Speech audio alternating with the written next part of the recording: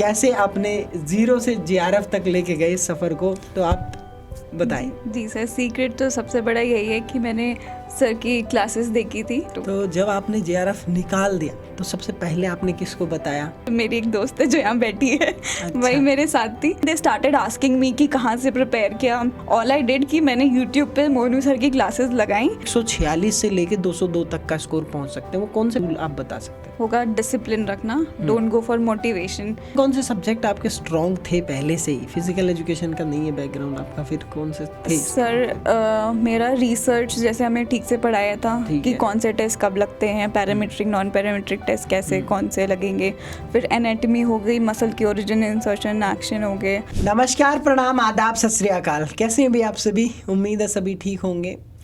आज हमारे साथ में जो शख्सियत बैठी है, मैं बता रहा हूँ आपको, मैंने एक शॉर्ट्स भी डाला था कि ये फिज़िकल एजुकेशन बैकग्राउंड से है ही नहीं। मतलब इतने शॉकिंग चीज़ है हमारे और आप सबके लिए कि इनका बैकग्राउंड फिज़िकल एजुकेशन का नहीं है, फिर भी इन्होंने फिज़िकल एजुकेशन में जेआरएफ निकाला। उसी के साथ साथ में ये इनका पहला अटैम्प्ट नहीं था, ये दूसरा अटैम्प्ट था। तो आप ये जान के भी शॉक हो जाएंगे कि पिछले अटैम्प्ट में इन्होंने सिर्फ 146 यानी कि 146 स्कोर किया था, और इस बार जो अटैम्प्ट दिया है इसमें इन्होंने 202 स्कोर किया है। आप सीधा सोचो कितना जंप कोई ले सकता है। कभी हम सोचते हैं इम्प्रूवमेंट के लिए तो 2 नंबर, 4 नंबर, 8 नंबर, 10 नंबर की सोचते हैं, 50 नंबर इन्होंने पार कर लिए। तो क्या रही इनके पीछे की जो सीक्रेट है, वो क्या था? कैसे इन्होंने पढ़ाई करी और कैसे फिज़िकल एजुकेशन बैकग्राउंड ना होते हुए भी इन्होंने फिज़िकल एजुकेशन में जेआरएफ क्वालिफाई करके दिखा दिया। इनके बैच में ऑलमोस्ट 15 स्टूडेंट हैं और इनका अकेली का जेआरएफ हुआ है, और उसी के साथ साथ में इनसे इंस्पायर होके इनके जूनियर भी अब इनसे पूछ रहे हैं कि आपने कैसे जेआरएफ क्वालिफाई किया। तो सबको तो बताना पॉसिबल नहीं है कान में जा के या अकेले में। तो आज दीपशिका आई हैं डायरेक्टली फ्रॉम दिल्ली, और गुड़गांव में ये पॉडकास्ट शूट हो रहा है। अभी हमारा एक बहुत अच्छा जो फेलिसिटेशन प्रोग्राम था वो ख़त्म हो चुका है, लेकिन उसके बाद में मुझे मौका मिला दीपशिका से मिलने का। और दीपशिका अब आपके सामने सारे वो राज खोलेगी कि कैसे इन्होंने शुरुआत करी, फिज़िकल एजुकेशन का जब बैकग्राउंड नहीं था, फिर कैसे इन्होंने मैनेज किया, और वो सारी जर्नी जो 146 नंबर से 202 नंबर तक पहुंचा देगी। तो जितने भी जूनियर्स हैं, जितने भी इनके सीनियर्स हैं, जितने इनके साथी हैं, वो ज़रूर इस बात पे गौर करें, और फिज़िकल एजुकेशन वाले ज़रूर इस बात पे गौर करें कि कैसे इन्होंने कर दिखाया ये कारनामा। तो आइए जानते हैं दीपशिका की कहानी, उन्हीं की जुबानी। कैसे आपने ज़ीरो से जेआरएफ तक लेके गए सफ़र को, तो आप बताएं। जी सर, सीक्रेट तो सबसे बड़ा यही है कि मैंने सर की क्लासेस देखी थी, और उसकी वजह से मेरा स्कोर इतना हाई हुआ है कि 146 से 202 हुआ, और मैंने जेआरएफ क्वालिफाई कर लिया।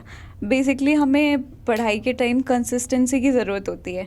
अगर आप डिसिप्लिन है, मोटिवेशन के लिए आप भागोगे तो every day you are not going to get motivated to study, but if you are discipline तो आप डिसिप्लिन के साथ अपना जो भी आपने टारगेट बनाया है, एटलीस्ट आप 70% अगर कवर कर रहे हो तो you are going to achieve अपना जेआरएफ का टारगेट। तो बेसिकली मैंने स्टार्ट ऐसे किया था कि मेरे कॉलेज में एक फ्रेंड है उज्जवल, ही पुश्ड मी एक्चुअली, कि उसने बोला कि कर, फिर एग्ज़ाम नहीं निकलेगा तो फिर बोलेगी कि क्वालिफाई नहीं हुआ, रोएगी। तो he only introduce me to sir कि एक सर हैं, वीडियो उनकी देख, अगर तुझे समझ में आ रहा है तो कंटिन्यू स्टडिंग फ्रॉम हिम, और एटलीस्ट इस बार के लिए एक आइडिया ले लो कि कैसे करना है आगे। सो आई स्टार्टेड विथ कि मुझे बस करना है। मतलब सर की जब मैंने क्लासेस देखना शुरू किया तो I got interest in the subject, कि सर जैसे पढ़ाते हैं, जैसे इनका डिलीवरी है, जैसे ये चीज़ें एक्सप्लेन करते हैं, एंड बीच में जो थोड़ा लाइट कर देते हैं कि ओके बहुत ज़्यादा पढ़ाई होगी है तो थोड़ा लाइट करके हंसी मजाक जो भी चलता है, तो obviously it help me to be continuous with what I was doing. तो आई स्टार्टेड अराउंड फेब्रुअरी या फिर मार्च में मैंने पढ़ाई स्टार्ट की थी, क्योंकि उसी टाइम के अराउंड मेरा रिज़ल्ट आया था। तो 146 आई वाज टेलिंग अपने सीनियर्स को कि मैम थोड़े इतने नंबर आ गए हैं बस 60 नंबर और लाने हैं। तो दे स्टार्टेड लाफिंग कि अच्छा इतनी आसानी से आ जाएंगे 60 नंबर तो फिर आई वाज ऑल्सो श्योर कि इतने नहीं आएंगे, बट व्हाट आई डिड, मैंने एक, जैसे मैंने, मेरा बैकग्राउंड योगा का भी है, तो उसमें हमें यही सिखाया गया था 1 साल के लिए कि अपना कर्म करो, फल की चिंता मत करो। So what I somewhere subconsciously मैं ये हमेशा सोचती रहती थी कि अगर नहीं निकला तो what I am going to do, but at some point of time मैं भूल चुकी थी कि JRF के लिए कितने नंबर लाने या क्या करना है. I got interest in my study and started making notes. Sir के वीडियोज़ 2x पे लगा के, ईयरफोन लगा के, मेट्रो में भी I was studying every time. अगर मैं कहीं ट्रैवल कर रही हूँ, बाई एनी चांस मुझे जाना पड़ रहा है, तो I use to like use the earphone के एटलीस्ट मैं एक बार गो थ्रू कर लूँ, and when I will go home मैं उसके नोट्स नोट डाउन कर लूँगी, ताकि एंड एग्जाम पे मुझे रिविजन के काम आएगा. So that is how I did my studies and score क्या बात. 202. तो जब आपने JRF निकाल दिया तो सबसे पहले आपने किसको बताया? सर जब मैंने JRF निकाला तो सबसे पहले मेरी एक दोस्त है जो यहाँ बैठी है, अच्छा. वही मेरे साथ थी, तो मैंने उसको ही बताया. और घर पे बेसिकली जो मेरी सिस्टर है, she is also doing post doc in mathematics, तो दीदी का भी था, तो मैंने उसको सबसे पहले कॉल किया कि शी ऑलवेज पूछती मी कि अच्छा जाओ इस टीचर से बात करो अपनी PhD के लिए, तो वो हमेशा मुझे मोटिवेट करती रहती थी. तो आई कॉल्ड हर. वो घर वालों को नहीं बताया मैंने उसके बाद. अच्छा. उसके बाद मैंने एक्चुअली ये रिजल्ट हम देख नहीं पा रहे थे, 11-12 बज गए थे जब मैंने रिजल्ट देखा, तो सब सो रहे थे घर पे, तो बस मैंने रिजल्ट का स्क्रीनशॉट लेके हमारे एक फैमिली ग्रुप है उस पर शेयर कर दिया था, परिवार नाम से. हाँ. तो कि जब वो सुबह उठेंगे तो देख के जो भी होगा कॉल करेंगे, तो पापा ने वही फिर वेरी गुड करके मुझे मैसेज किया था, और then he went to his work. अच्छा, तो कोई ऐसे ढोल नगाड़े मिठाई विठाई ऐसा कुछ नहीं, मुझे भी विश्वास नहीं हो. एक्चुअली हमने देखा हुआ है कि JRF एक बार आप कर लो, फिर आपको एक PI अच्छा ढूंढना है, एक अच्छा कॉलेज ढूंढना है, तो स्ट्रगल स्टिल लाइज अहेड कि आपको एक बहुत उसमें ढूंढना ही है. तो मैं ठीक थी कि अखा चलो मेरे को एक फिनेंशियल स्टेबिलिटी मिल गई है, बट मुझसे ज़्यादा खुश मेरी जो HOD है डिपार्टमेंट की, what she was very excited. जैसे मैंने बोला मैम हमारा रिसर्च का काम चल रहा था बेसिकली, तो हम मैम के पास करेक्शन के लिए गए थे. तो मेरे साथ जो मेरी दोस्त बैठी थी, हम दोनों की सेम PI हैं, तो उस बार बार मुझे पुश कर रही थी कि मैम को अपना रिजल्ट बता. मैम को आई वॉज लाइक ठीक है बता दूंगी. कि मुझे एक्सपेक्टेशन नहीं थी कि मैम एकदम खुश. जैसे ही मैंने मैम को बताया, she was so happy for me कि ओ माय गॉड तुमने इतना अच्छा अचीव किया है, why you are not happy. तो मैम इज ऑल्सो, फिर मैम को खुश देख के मुझे बहुत खुशी हुई कि अच्छा कि कुछ हो गया है बड़ा. हाँ, कि मुझे लगा कि okay now I think I have achieved something. तो मैम के एक्साइटमेंट देख के मैं भी एक्साइटेड हो गई कि okay this is something I have achieved. अच्छा, बाकी क्लासमेट्स का क्या रिएक्शन था? बाकी क्लासमेट एक्चुअली सर किसी को था नहीं, क्योंकि हम सारे साथ में पढ़ते हैं, तो हमें थोड़ा उन सबको भी पता है कि मेरी मैथ्स उतनी अच्छी नहीं है. अच्छा. कि दे ऑल नो कि ठीक है. और इस बार मैथ्स का पेपर मतलब थोड़ा ज़्यादा मैथ्स के क्वेश्चन थे और ऐसा था, क्योंकि फर्स्ट 5 क्वेश्चन भी देखे हम तो मैथ्स से रिलेटेड था. तो उस टाइम तो मैं ऐसे हो गई थी कि इस बार तो नहीं हो रहा, अगली बार का सोचते हैं करके. तो हमने कुछ ऐसा किया था, तो किसी को एक्सपेक्टेशन नहीं थी कि होगा करके, और मैं बाकी किसी को बता नहीं रही थी, बिकॉज आई वॉज कॉन्शियस कि अगले वाले का नहीं हुआ होगा और मैं ऐसे एक्साइटेड होके बताऊँ तो that person might feel bad. तो they were obviously happy and they started asking me कि कहाँ से प्रिपेयर किया, कैसे प्रिपेयर किया. they were referring to a book कि अगर अरिहंत से प्रिपेयर किया होगा करके ऐसा कुछ बोला. मैंने कहा मैंने वो बुक उठाई भी नहीं, बस मैंने ख़रीद के रखी थी. ऑल आई डिड कि मैंने यूट्यूब पे मोनू सर की क्लासेस लगाई, चलाया यूट्यूब, और बस मैंने नोट्स बनाने शुरू किए थे, पढ़ना शुरू किया था. और एक वीडियो में एटलीस्ट मतलब अगर मैं हफ्ते भर का रिविजन में संडे कर लेती थी, तो दैट रियली हेल्प कि अगर मैं पहले 1.5x पे देख रही हूँ, फिर मैं 2x पे देखना शुरू कर देती थी रिविजन के लिए. तो मतलब आप भी उनमें से ही कोई हैं जो मैंने भी बहुत सारी किताबें मैंने भी खरीद रखी हैं, बस मैंने कभी पढ़ी नहीं आज तक. उन पर लाइक जिस दिन धूल आ जाती है तो मैं खुद भी साफ़ नहीं करता. मैं अपने भांजे को बोल देता हूँ, भाई थोड़ा सा देखना, एक बार इसको साफ कर देना, इस पर धूल लग गई है. तो ऐसा होता है कभी कभार, हम बुक बड़ी एक्साइटमेंट में खरीद लेते हैं, लेकिन हम उसे पढ़ते नहीं हैं.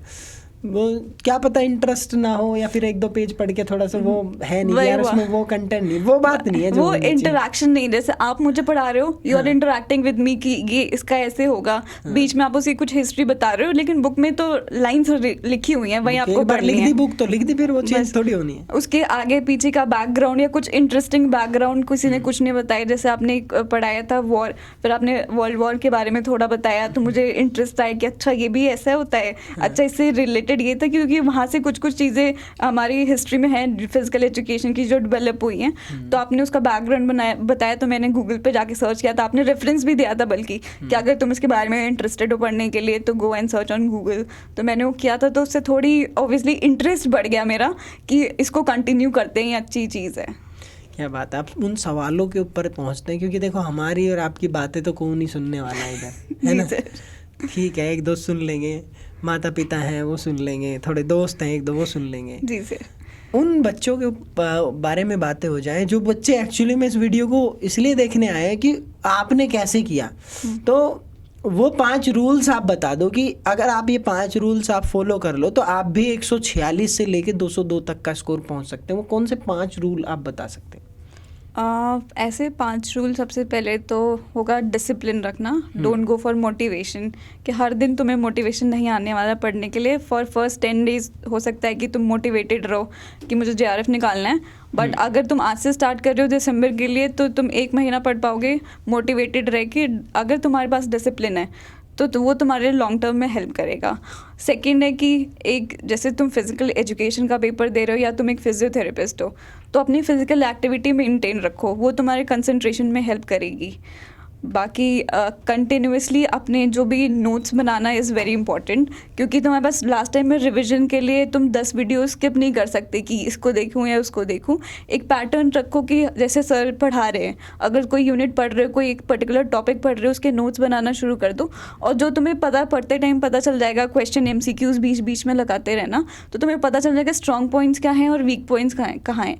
तो जो वीक वाले हैं ऑब्वियसली उनका बार बार रिविजन करोगे, and it is easier to get do it via notes then to via videos, कि सर की वीडियोस देखो, नोट्स बना लो and then go for it कि कहाँ तुम्हारा फंस रहा है। जैसे मुझे डेट्स याद करने में ज़्यादा होती थी तो सर ने एक पूरी लिस्ट दे दी थी कि 1942 ये बहुत इंपॉर्टेंट डेट है, 1924 तो उसको हमेशा वो करते रहना, याद करके रखना।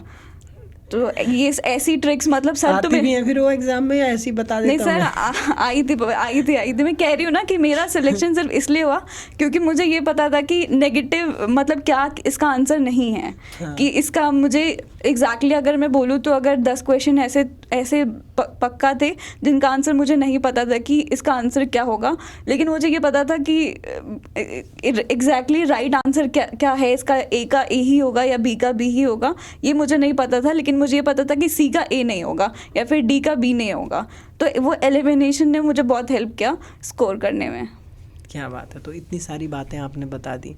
सबसे मेन बात जो मुझे लगी, एक तो डिसिप्लिन वाली और एक नोट्स वाली। बच्चे क्या है कि सर एक क्लास ऐसी ले दो, एक क्लास दे दो, उसको ऐसे देखेंगे जैसे पता नहीं कार्टून देख रहे हो कि भाई डोरेमोन थोड़ी चल रहा है भाई, जो नोबिता आएगा, सुनियो आएगा, जियान आएगा, तुम मौज ले रहे हो अपनी। भाई तुम दिमाग को बेवकूफ़ बना रहे हो कि तुमने पढ़ लिया, और माँ बाप को बना रहे हो कि भाई हमारा लड़का तो कंप्यूटर में पढ़ता है, हमारा छोरा तो भाई सारे दिन पढ़ता है। भाई किस में पढ़ता है? फ़ोन में पढ़ता है। पढ़ाई ना होती, ऐसे पढ़ाई नहीं होती। आप वीडियो देख रहे हो, उसको पॉज करो, फिर आप। अच्छा एक बात बताओ, नोट्स तो आपने बना ली, MCQs के नोट्स कैसे बनाते थे आप? सर आपके जो क्लासेस थे उसमें आप स्पेसिफिकली रखते थे डेज़ की आज हम MCQs सॉल्व करेंगे, तो वहाँ पे जैसे MCQ आपने कोई भी सॉल्व किया है तो उसके बैकग्राउंड का हर एक 4 ऑप्शन का आप एक्सप्लेनेशन दे रहे हो कि इससे अगर ये ऑप्शन इसमें यूज़ हो सकता है या फिर इससे ये क्वेश्चन बन सकता है। तो ऐसे करके जो आपने पढ़ाए थे मैंने उस MCQs के भी मैंने जो ऑप्शन थे उनके भी नोट्स बना लिए, इन केस मुझे किसी एक का आइडिया नहीं है। जैसे 4 ऑप्शन है, 3 के बारे में मेरे को पता है, चौथा जो आप बता रहे हो वो मुझे आइडिया नहीं था। तो मैं पीछे गई, आपकी कोई जैसे थंबनेल के साथ लिखा होता है कि इस टॉपिक का ये वीडियो है करके, तो मैंने वो टॉपिक खोला और वापस से उसके बारे में जो भी जैसे हेल्थ एजुकेशन है जिसके बारे में मुझे कम पता था, तो मैंने हेल्थ एजुकेशन का कोई भी एक पर्टिकुलर वर्ड मिल गया कि आपने या फिर रेफर कर दिया कि वो वाली वीडियोज़ या फिर वो वाले लेक्चर्स जाके देखो, you will get the full knowledge. तो ऐसा नहीं है कि तुम सुपरफिशियल नॉलेज ले लोगे एंड यू विल अच्छा मतलब मेरी एक बात को जो पकड़ के आप फॉलो करते थे, इसका मतलब ये है। तो डेफिनेटली उस चीज़ से होता है भाई, जो वो कम से कम एक का हुआ तो वो इसलिए अब मैं और ज़्यादा बोलूँगा कि वो वीडियो देखो, क्योंकि एक्चुअली में क्या है, जब मैं पढ़ा रहा हूँ मान लो और मैंने 20 क्वेश्चन करवाए, 20 में से एक क्वेश्चन डोपिंग का आ गया, सो डोपिंग को मैं अब 20 क्वेश्चन ऑलरेडी करा चुका हूँ, 40 मिनट की वीडियो हो चुकी है। अब मैं डोपिंग को एक्सप्लेन करने जाऊँगा, वो खुद ही 2 घंटे का टॉपिक है। सो मैं उसको ऐसे रेफर करता हूँ कि आप डोपिंग वाली क्लास जाके देखो, यूट्यूब पे मेरी मेरी अवेलेबल है, doping by Monu Madhukar type कर दो, मिल जाएगी आपको, तो आपका टॉपिक हो जाएगा उसका। तो इस तरीके से आप फॉलो किया करो। नोट्स बनाना उतना ही ज़्यादा ज़रूरी है जितना JRF। तो आप सोच लो तुम्हें JRF ज़रूरी है तो नोट्स बनाना भी ज़रूरी है। मेन चीज़ आपने बताई, इतनी अच्छी अच्छी बातें भी बताई। अच्छा, आपने पूरी प्लेलिस्ट देखी थी क्या?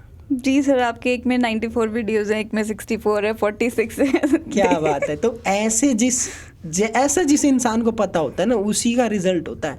ऐसे ही मेरे बहुत सारे स्टूडेंट्स हैं जिनके मेरे को नाम याद है डायरेक्टली, जैसे कि राहुल भांकला हो गए, ऐसे ही एक दो और स्टूडेंट हैं। तो वो क्या करते थे, उनको एक एक वीडियो पता होती थी, एक एक वीडियो, और उन्होंने ऑल द वे ऐसा कोई एग्ज़ाम ही नहीं जो नहीं निकाला हो, सारे एग्ज़ाम उन्होंने क्वालिफाई करे।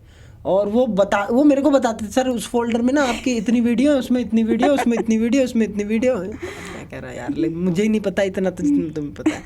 तो अल्टीमेटली आपका डिसिप्लिन उतना है कि आप हर चीज़ को पता है आपको, और जब भी लाइव आ रहे हैं और कोई चीज़ बता रहा हूँ इन्फॉर्मेशन शॉर्ट्स के माध्यम से या किसी भी चीज़ से, तो आप फॉलो कर रहे हैं।